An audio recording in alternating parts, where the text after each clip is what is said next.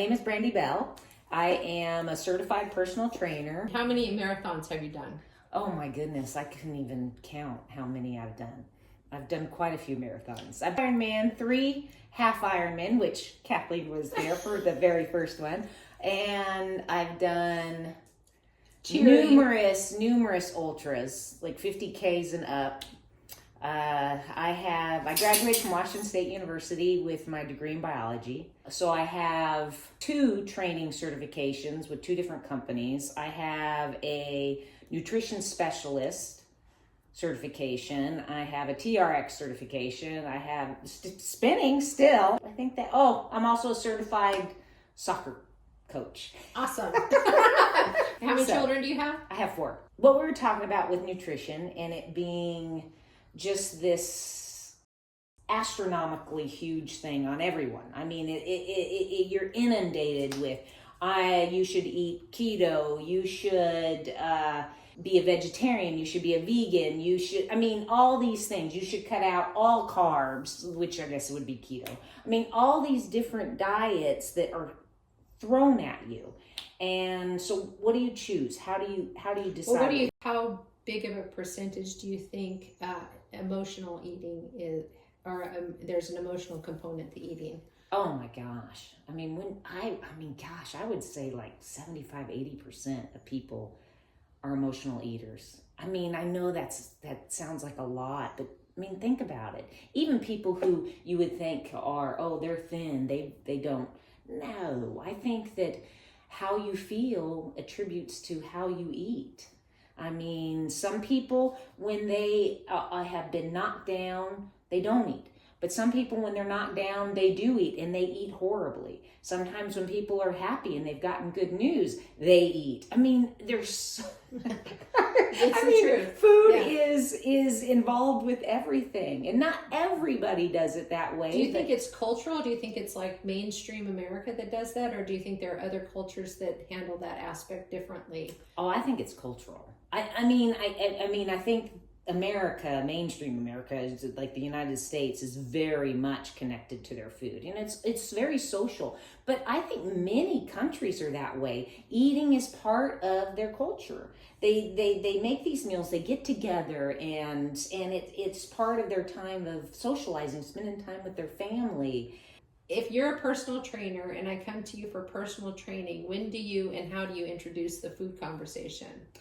Well, I usually introduce that quite early because as I'm getting to know you, I want to know what you're doing with your diet. And when I say diet, I don't mean that you're starving yourself or I'm not eating this or I'm only eating, I fast all day and I eat one giant meal. What would you say, how you're fueling your body? Yes. Okay, let's put it that way. How do you, when do you eat? What do you eat? What's going on with this?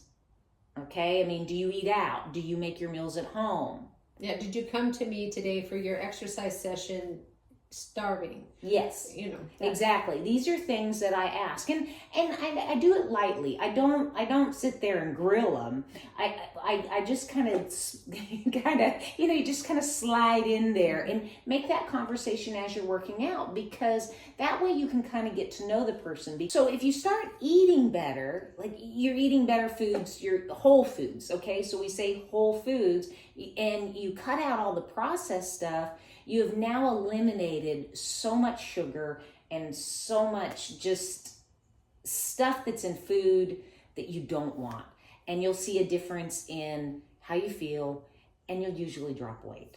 If you're not, then something else is going on. But I'm telling you, if you cut out the processed food, you'll see a big difference. What are you, when you say processed foods, what are the first things that come to mind? Okay, so I would say things like, we'll say Pop-Tarts or processed potato chips. You can get decent potato chips, okay? So I shouldn't say, you can never eat potato chips again. But make a better choice, a healthier choice. Look at what's in there. Get something that maybe is in avocado oil rather than whatever kind of oil they use in the others that are all greasy and nasty. Something like that. And then eat a little bit, and that's the problem. So if you can't do that, then don't buy them. Let's see, what else would be processed? Okay, so buying freezer foods. That's what I call freezer foods. You go in and you get the stuff that you can just throw in. Marie Calendar stuff you throw in the microwave or in the oven or stuff like that. That's considered freezer foods. Look at what's on the label. Read through it. Half the stuff you probably won't even know what it is. So those things, cut them out. So we go to Whole Foods, and most people say, well, I don't want to cook. It's just me. Okay, so do something small. Or food prep at the beginning of the week. Okay, I'm not a big food prepper. I don't like the food prep. I don't know if I'm going to want to eat that. Some people need that so they're regimented and they'll eat properly. So pick things like, if you like chicken, get chicken. Cook up some chicken breasts. Or, I don't care. If you like thighs, eat thighs. Don't go, oh, it's too much fat in it. Don't think of it that way. If you like it, do it. But make sure that it's whole food, not something that you bought out of the freezer that they've added and put a bunch of stuff already into it. I had a boss that once said that she wouldn't eat bananas because they were too caloric or something like that. And, people pick things and they perseverate on it. And I don't think I always say America's not getting fat on bananas. No. America's not getting fat on peanuts. I'm not saying that you should eat like a gallon of them. I'm just saying America is not fat because they've eaten too many peanuts.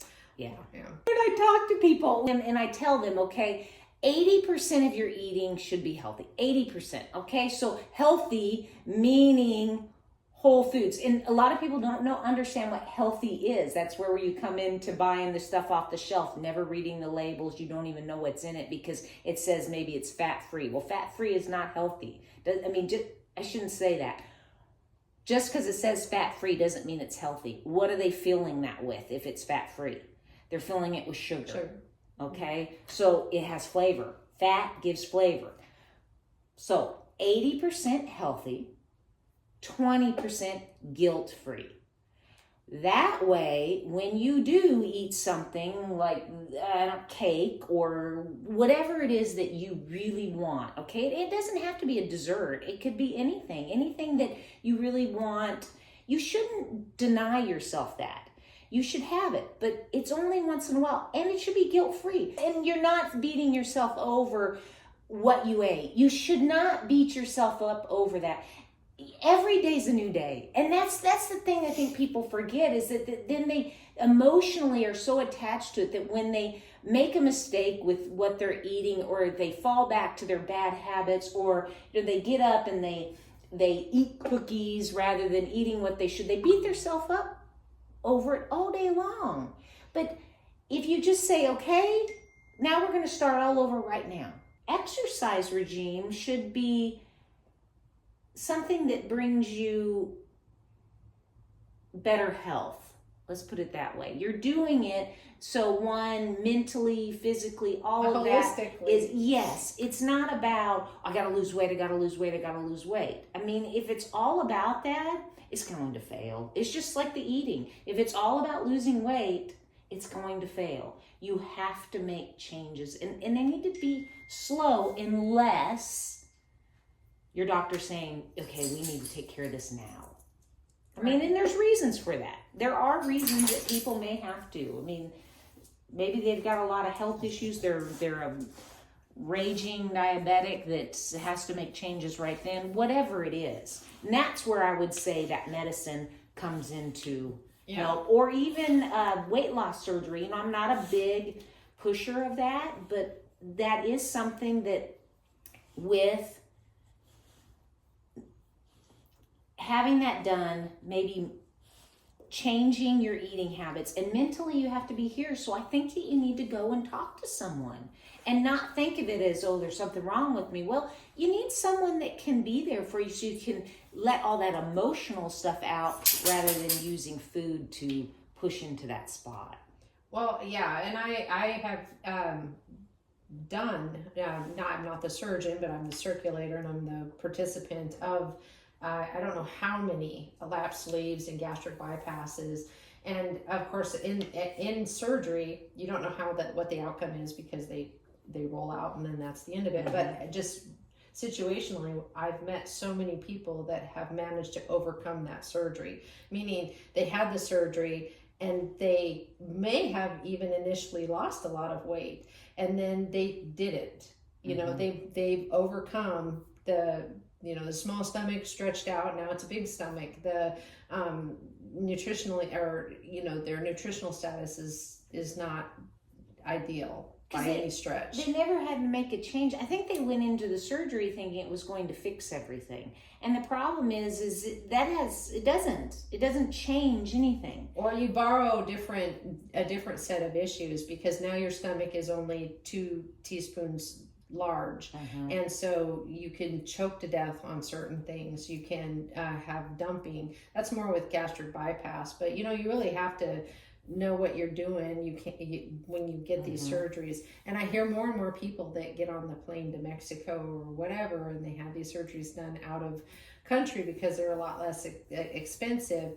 And then when they do have some, there's no follow-up to that. No. And many of them don't. I mean, I have worked with quite a few people that have had them done, and they get it done, and because the doctor here suggests they get a trainer. So I have worked with quite a few people, and I'm going to tell you, out of all the people I've worked with that have it done, I have one lady now who's 5 years out, and she comes to me because she wants to be accountable, but out of all the people, she's the only one that still has not put the weight back on. Right. I know, and now you've completely disrupted your digestive system.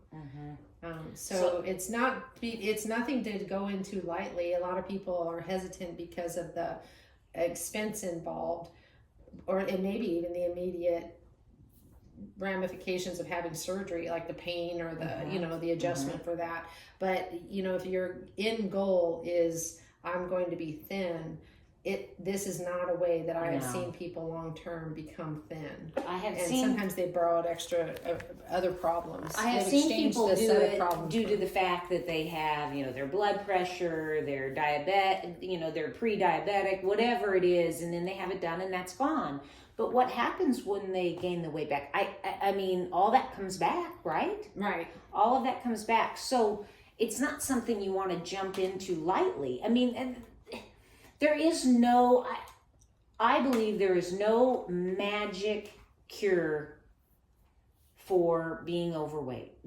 I just don't believe there is. A long time ago, when Oprah was a big thing, her saying, I have enough money that if there was an easy fix for this, I would have found it. I would have done it. I would have, there is no easy fix for this, So. Well, that's the thing. And I guess we should go back and say too, that nutrition isn't just about for people who are overweight. That's not it. Everybody has to have their nutrition. And just because somebody's thin, as we said, doesn't mean they're healthy. I mean, this is something for everyone to make the right choices. By making the right food choices, you actually will feel better. I mean, that's how I ask my clientele when, especially if they have, they're not dropping weight the way they want to. I never say, if you're coming to me to drop weight, well, then you're coming for the wrong reason. So you need to figure out why you're coming to me.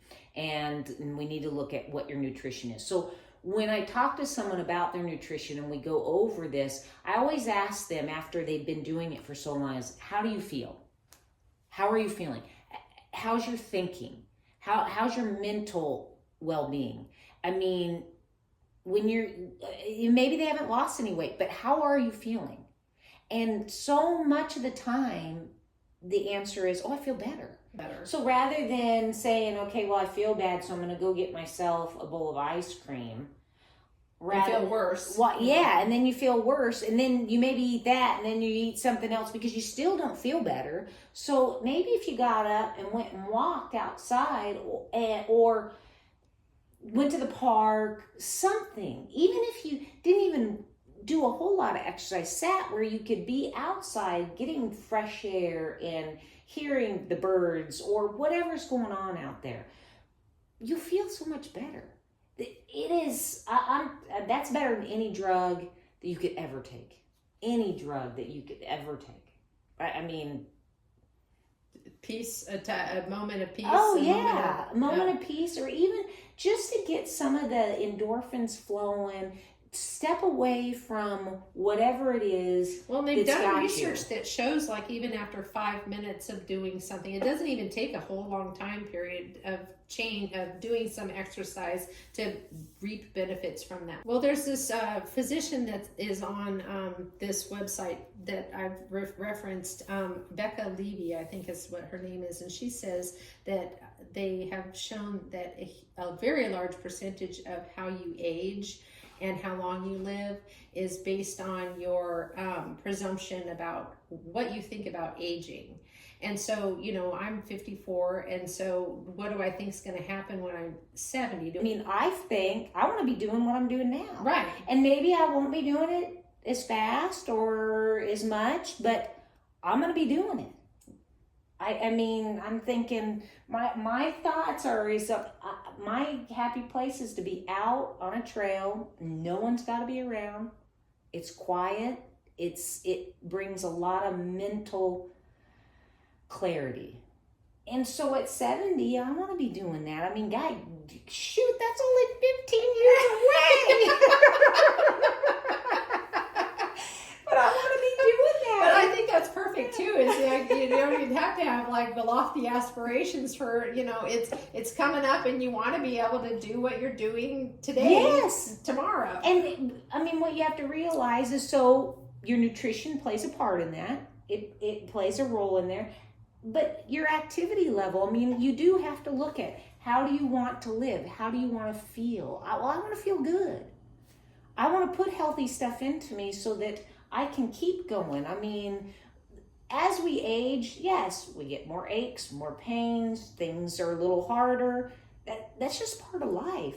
But it doesn't mean you have to stop doing stuff. And you shouldn't allow someone to tell you need to stop doing something. I mean, just because, you shouldn't do that, you should save your knees. Well, forget that. Go out and enjoy yourself. My knees go, and I'll get a replacement. Right, exactly. So I just think that nutrition, exercise hand in hand, but nutrition is one of these things that people think that there's an easy answer, and there isn't. I mean, I'm going to tell you right now, I have done so much studying and taken so many courses on it. I was thinking, it's going to help me. It's going to help me in my races. I'm going to know the magic thing for me. No, I still don't know. But what I do know is the more whole foods you eat, the more natural foods you eat. And if something bothers you and you just say, not eating that, stay away from it, the better you feel. Right. It comes down to that. Don't stop eating something because you read a thing and said, well, fruit's bad for you because it's got a lot of carbs in it. Well, yeah, it does have a lot of carbs and it's natural sugars. But unless you're diabetic, it's not going to hurt you. Right. That's how I feel about that, the whole fruit carb thing too. I mean, there's a loaf of bread carbs, and then there's apple carbs. Exactly. You know, they're not the same. They're not equal. Yeah. So. They're not really. And that's one of the things. I had a client who said, well, she's trying to lose weight, of course. And so we were talking about what she was eating, and she says, so at night, I'm just going to eat a bowl of cereal. And I mean, I know my mouth dropped open, and I said, you're what? And she's like, yeah, I'm just going to, I said, no. I mean, first of all, what kind of cereal are you eating? Are you eating Cocoa Puffs? And then you have the milk. No, not necessarily. We don't. Sometimes we just eat the cereal. Okay, well. Cinnamon Toast Crunch. Yes, exactly. And I'm thinking. You can eat that without any milk. And she's like, well, I said, because it's what? Yes. Have you looked at what's in a box of cereal? I said, okay, if you want to eat that and you really want that, then eat it in the morning. And I said, and at night, maybe just have something a little earlier, but eat something more that has a little more protein in it, and not your Cinnamon Toast Crunch or whatever it is. But it is, and she just went, I never thought about that. I just figured cereal was healthy for me. So these are the things that people are thinking. They just don't Yeah, if you do eat a carb, you're going to burn through that faster too. So getting back to that fruit thing. So if you're going to do that, well, why not just eat fruit? Have some grapes, which actually grapes are one of those higher sugar carb relationships there. That watermelon. So are watermelon. I was really shocked about watermelon. But at least it's natural. It's not like it's full of fillers and full of processed sugar, high fructose corn syrup, whatever else they're shoving in there. It's a natural thing.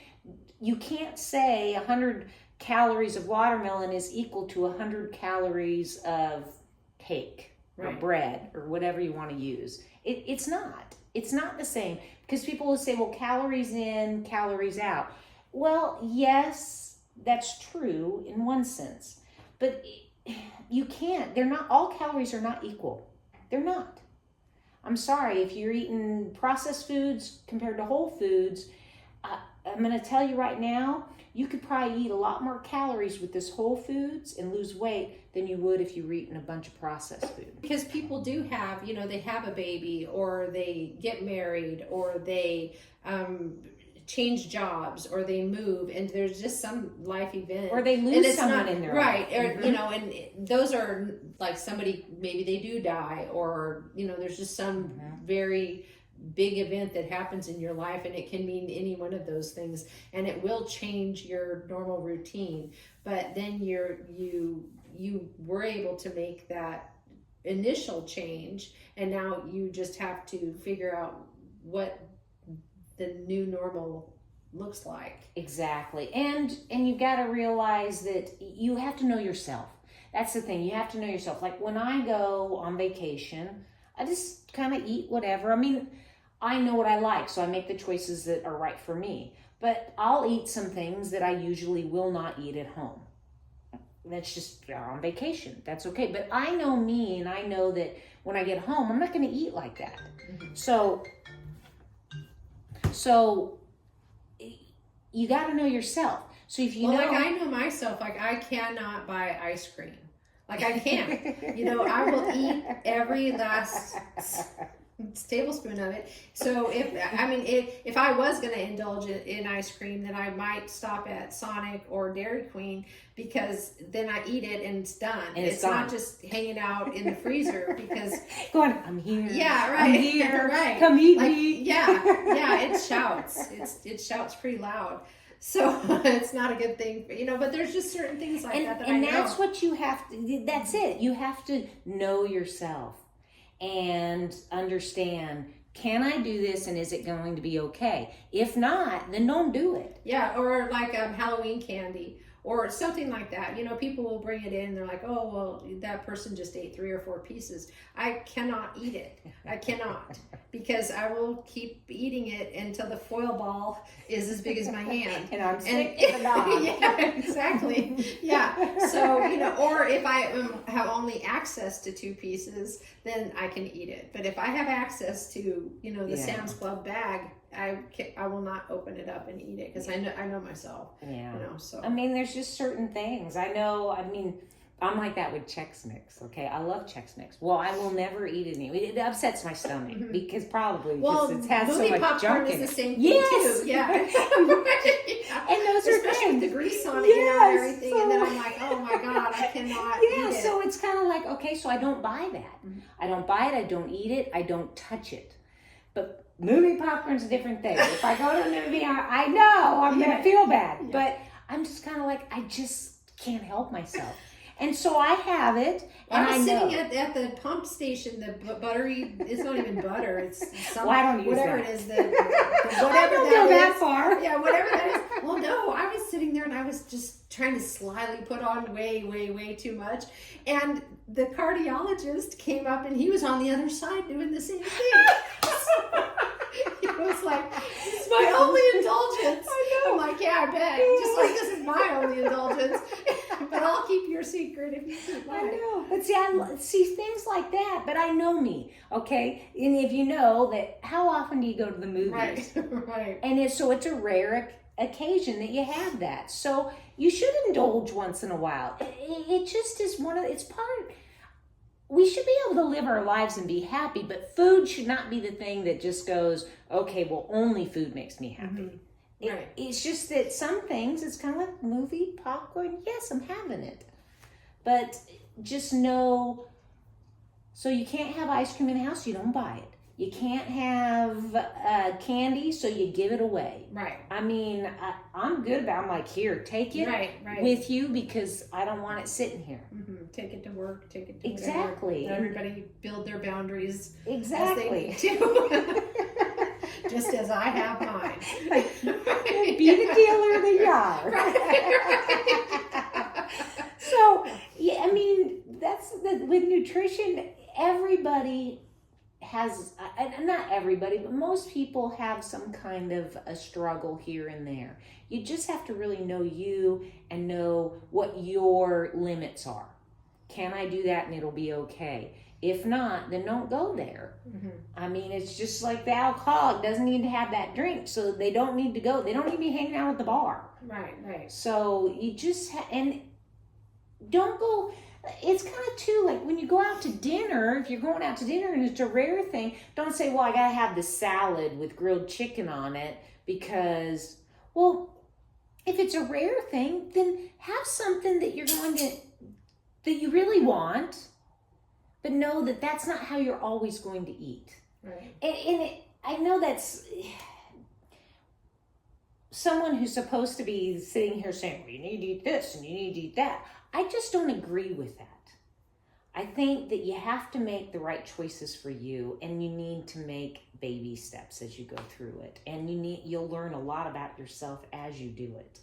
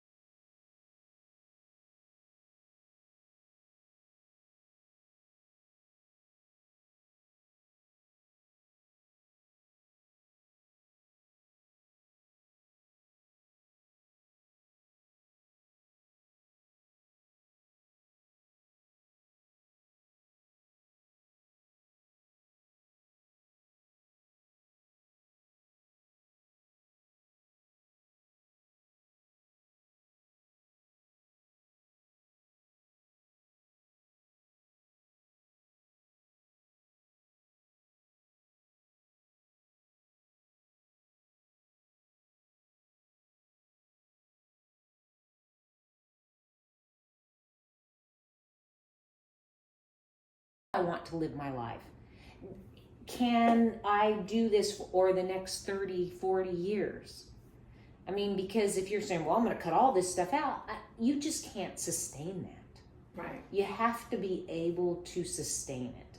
So you need to make the choices that are going to work for a lifestyle, not just, I'm going to drop 20 pounds and then I'm going to put 40 on because I'm going to go back to eating how I did before. Right.